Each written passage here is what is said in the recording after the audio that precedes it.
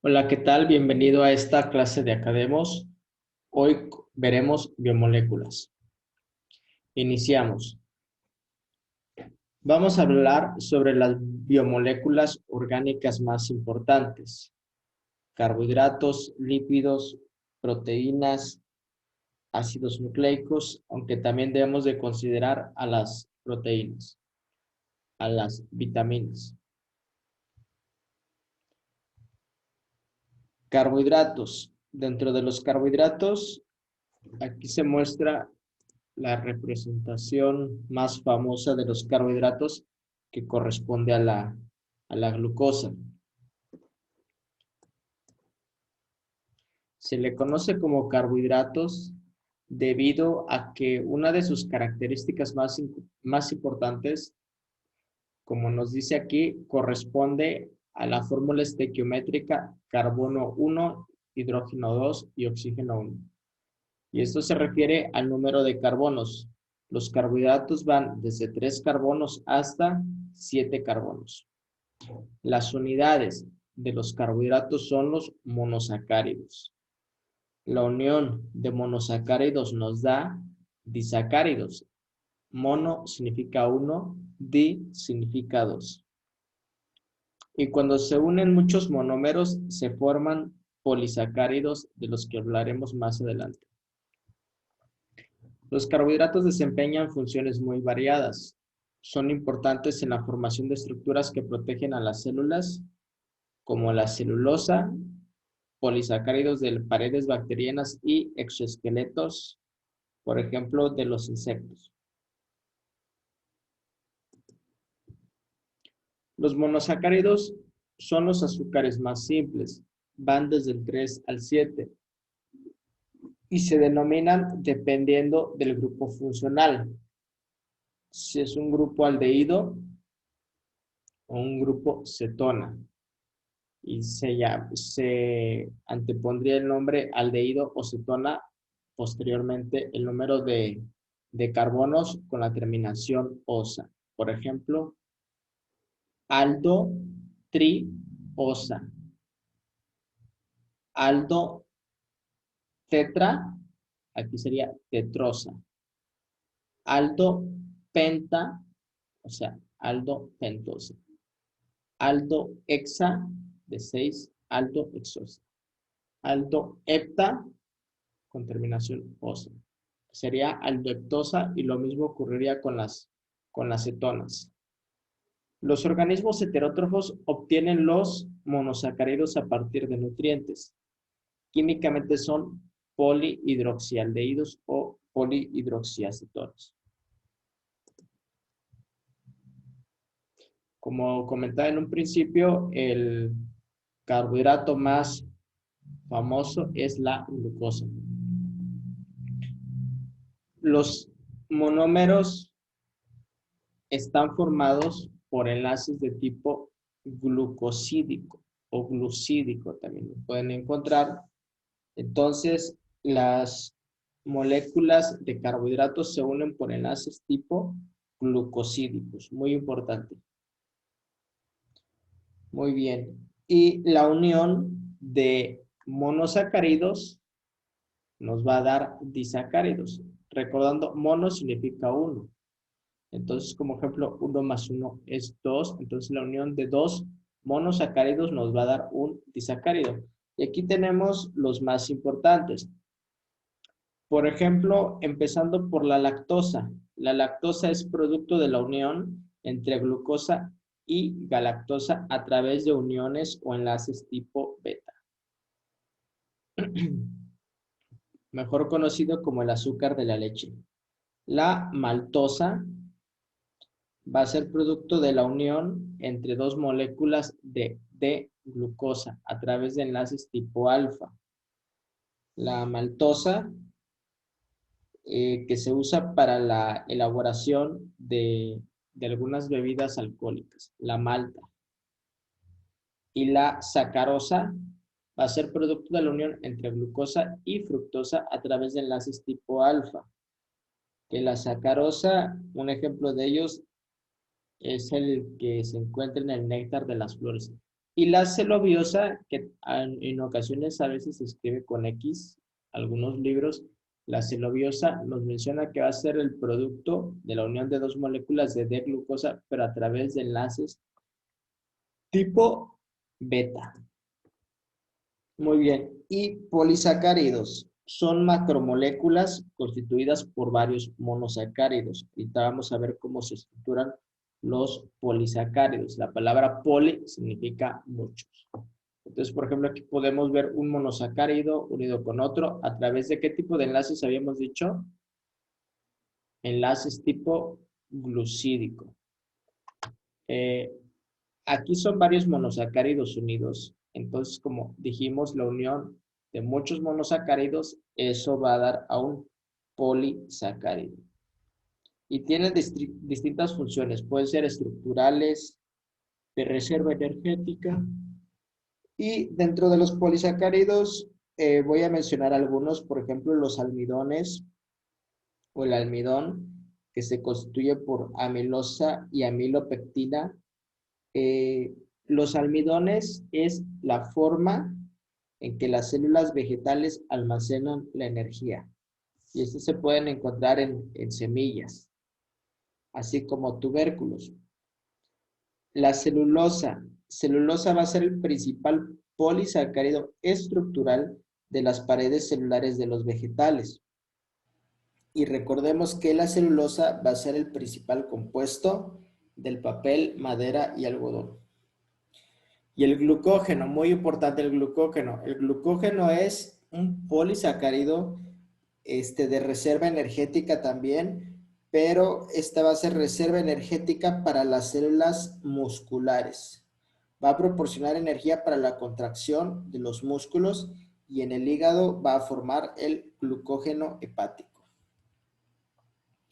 Y ahora sobre los lípidos. Algo muy importante de los lípidos son las biomoléculas más hidrofóbicas y con mayor poder energético, constituidas por carbono, hidrógeno, oxígeno y algunos contienen fosfato. Algo importante de los lípidos que coloquialmente conocemos como las grasas es justamente la hidrofobicidad, o sea que no se lleva con el agua. Entonces, como no se lleva con el agua, esto le va a dar cierta propiedad a las membranas de ser impermeable al agua. Son un grupo diverso y por lo tanto van a tener distintas funciones biológicas muy variadas. Algunos lípidos se encargan de almacenar gran cantidad de energía, como los triglicéridos o triacilgliceroles, que es lo mismo. Fosfolípidos y esfingolípidos van a ser principales componentes estructurales de las membranas biológicas. Otros lípidos van a desempeñar algunas funciones de protección, como las ceras, por ejemplo, que algunas se pueden encontrar sobre algunas plantas, impidiendo la rápida evaporación de estas. Y otros van a tener distintas funciones como crear vitaminas, pigmentos, hormonas y otro tipo de mensajeros intracelulares. ¿Cómo vamos a clasificar a los lípidos? Los lípidos los podemos, hay distintas formas de clasificarlos. Aquí les presentamos uno, es de acuerdo a la estructura. Si son saponificables o insaponificables. ¿A qué se refiere saponificables? Que forman jabones. Insaponificables es que no forman jabones. Dentro de los saponificables tenemos a los triglicéridos, que también los habíamos mencionado como triacilgliceroles, lípidos complejos como los fosfoglicéridos, esfingolípidos, ceras y los insaponificables, terpenos, esteroides, eicosanoides. La palabra eicosanoide, eico significa 20. Y continuamos. Vamos a empezar a hablar sobre los ácidos grasos. ¿Qué es un ácido graso? Un ácido graso va a tener un grupo carboxilo, que su fórmula es COOH, y una cadena larga hidro, porque contiene hidrógeno, y una cola de carbono, una cola larga hidrocarbonada no polar. No tiene cargas eléctricas libres, todos los enlaces están ocupados y por ese motivo no interacciona con el agua. ¿En qué van a diferir algunos ácidos grasos de otros? Entre lo largo de la cadena y si tienen o no dobles enlaces, y si los tienen, en qué posición, así como la orientación de estos. La cola hidrocarbonada nos decimos que está saturada si todos son enlaces simples, o insaturado si tiene al menos uno o más enlaces dobles. Y estos últimos son los más abundantes. Nos menciona que los ácidos grasos poliinsaturados van a estar separados entre sí por al menos un grupo metilo, tratándose de los dobles enlaces. Los triglicéridos o triacilgliceroles, que van a estar compuestos por una molécula de glicerol y 3 ácidos grasos, por eso se llama tri, de 3 ácidos grasos tri, y la molécula de glicerol, triacilglicerol. La principal función de los triglicéridos es que son reservas de energía más eficaces que los carbohidratos. Los carbohidratos nos proporcionan energía rápida, o sea, se agota rápido. En cambio, los triglicéridos, como nos comenta, son reservas de energía más eficaces. Grasas y aceites se encuentran en plantas y animales y son en gran medida mezclas de triacilglicéridos. Aquí podemos ver el efecto que puede ocurrir, por ejemplo, esta cadena que no tiene, que todos son enlaces simples, podría ir derechita las colas hidrocarbonadas, pero por ejemplo si aquí hubiera un enlace doble, entonces se va a modificar y va a aparecer una angulación en un triglicérido. Una imagen molecular del triacilglicerol. Y aquí agregando un extra, estas células son los adipocitos. Los adipocitos, que aquí está su núcleo, son células cuya función es almacenar grasa. Esa es la principal función de los adipocitos.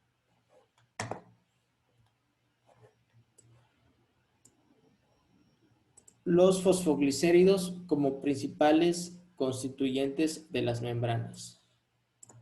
Los fosfoglicéridos también se denominan fosfoacilglicéridos o glicerofosfolípidos. Van a estar constituidos por ácidos grasos esterificados al primer y segundo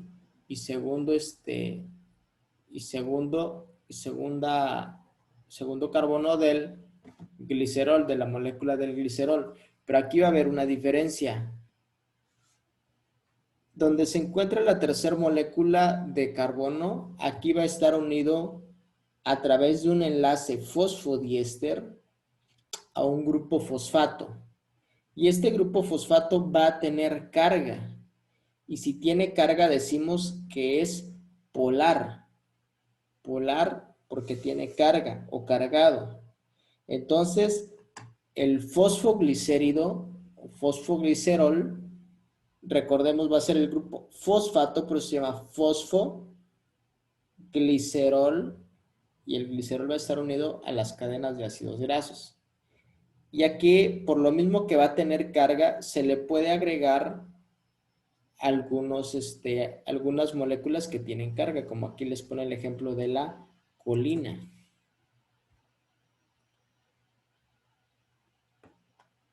Aquí es el mismo ejemplo, la molécula de glicerol unido a dos cadenas de ácidos grasos, el grupo fosfato unido a una sustancia polar, o sea, con carga. Y estas, las colas hidrocarbonadas, las cadenas de ácidos grasos, como son no polares, o sea, no tienen carga, se van a unir entre ellas y las cabezas polares van a estar en unión entre estas. Por eso es que las membranas biológicas, la bicapa lipídica o bicapa fosfolipídica por el grupo fosfato, adoptan esta constitución porque los ácidos grasos, al no tener cargas, entre estos es que se solubilizan, o sea, se unen. Y ahora vamos a hablar sobre los esteroides. El protagonista de ellos es el colesterol y sus derivados. Esta es la estructura básica del colesterol. Se denomina ciclopentano perhidrofenantreno, para que lo practiquen. Practiquen la pronunciación de esta molécula que es importante. Y esta es una imagen molecular sobre el colesterol. El colesterol es el principal esteroide en tejidos animales, es anfipático. Se va a encontrar en las membranas de las células animales y va a constituir el 30-40% de los lípidos de membrana. O sea, el colesterol también forma parte de la membrana. En mamíferos es el precursor metabólico de esteroides como hormonas y ácidos biliares. Y si se esterifica, o sea, si se forman enlaces de tipo éster con ácidos grasos, se va a convertir en no polar. Va a dejar de tener carga. Hormonas esteroideas. Resumidamente, ¿cómo funcionan las hormonas? Las hormonas se producen en el interior de células hormonales. En su interior están desactivadas. Y cuando se liberan o cuando hay un estímulo que libera a las hormonas, cuando salen al torrente sanguíneo, ya se activan. Y las hormonas se conocen también como mensajeros químicos de larga distancia. Van a viajar a través del torrente sanguíneo y van a actuar en su respectivo receptor. En una clase, igual podemos, en una clase más adelante, podemos profundizar en cuanto a hormonas y sus receptores, que hay distintos tipos de receptores. Aquí es un ejemplo cómo una hormona se puede liberar, por ejemplo, en el hipotálamo que se encuentra en el centro del cerebro. Una hormona se puede liberar del hipotálamo, va a actuar, por ejemplo, sobre la glándula pituitaria y sobre esta va a liberar también otras hormonas que pueden actuar a grandes distancias, como por ejemplo glándulas suprarrenales o incluso sobre los ovarios. Aquí no aparece una imagen como tal de los ovarios, pero también puede actuar sobre los ovarios, por ejemplo, ¿no? Aquí nos muestra la imagen de un corazón, del hígado, de los músculos, etcétera, del timo. Esta imagen es adecuada para que veamos cómo del colesterol derivan otras hormonas, como glucocorticoides, aldosterona, andrógenos y estrógeno. Entonces, lo importante de esta diapositiva es comprender que del colesterol, a través de una serie de reacciones enzimáticas, se pueden fabricar otras hormonas como la aldosterona, cortisol u otros andrógenos. Entonces, por eso es importante el colesterol. Muy bien. Proteínas. Las proteínas vienen del griego proteo y su formación químicamente se va a agregar otro elemento que va a ser el nitrógeno. La unidad básica de las proteínas son los aminoácidos y las proteínas se unen por enlaces de tipo peptídicos. ¿Cómo está constituido un aminoácido? Un aminoácido está formado por un grupo amino, NH2, y un grupo carboxilo. Aquí, como les comentaba, los aminoácidos se van a unir entre estos a través de enlaces tipo peptídicos. Y la unión de estos, de esta cadena polipeptídica, de esta cadena, perdón, de aminoácidos, va a tener un extremo amino, N-terminal, y un extremo carboxilo. Muy bien. Aquí en esta imagen podemos observar la cadena de aminoácidos, donde aprovechando nosotros vemos que esta cadena de aminoácidos se encuentra participando enlaces de tipo disulfuro, enlaces de azufre, cuya función va a ser estabilizar a las proteínas. Los aminoácidos los vamos a clasificar entre esenciales y no esenciales. Y aquí podemos observar a los esenciales y a los no esenciales. Muy importante que tengan en cuenta estos tipos de aminoácidos, ya que en ocasiones hacen preguntas específicas sobre algunos de estos. ¿Cómo se clasifican las proteínas? Las podemos clasificar en una estructura primaria, que es la simple cadena de aminoácidos. Estructura secundaria, que va a ser la hélice alfa o lámina plegada beta. La estructura terciaria, donde aquí la proteína ya se encuentra plegada. Y la estructura cuaternaria de las proteínas que están compuestas por más de una cadena de aminoácidos. Profundizaremos un poquito en esto. Aquí, como comentamos, la estructura primaria es la cadena de aminoácidos. Estructuras secundarias, hélices alfa y lámina plegada beta, donde aquí podemos aprovechar esta imagen para observar enlaces por puentes de hidrógeno, como el ion hidrógeno va a provocar enlaces débiles entre este tipo de plegamiento de la proteína, y la estructura terciaria es la proteína ya plegada. ¿A qué se refiere plegada? Cuando ya tiene su forma en el espacio, ya tiene su propia configuración espacial. Y la estructura cuaternaria, como mencionamos previamente, es cuando está formada por al menos más de 2 cadenas de aminoácidos. Que aquí podemos observar la hemoglobina, que está compuesta por 4 cadenas de aminoácidos. 4 globinas le llamamos. ¿Qué funciones van a tener las proteínas? Básicamente van a tener funciones estructurales, catalizadoras. ¿Qué son los catalizadores? Son enzimas. Funciones hormonales, de defensa, contráctiles y de transporte. Van a participar en la coagulación. Pueden servir como material de reserva en la división celular, también como las histonas, y neurotransmisores como la encefalina y endorfina.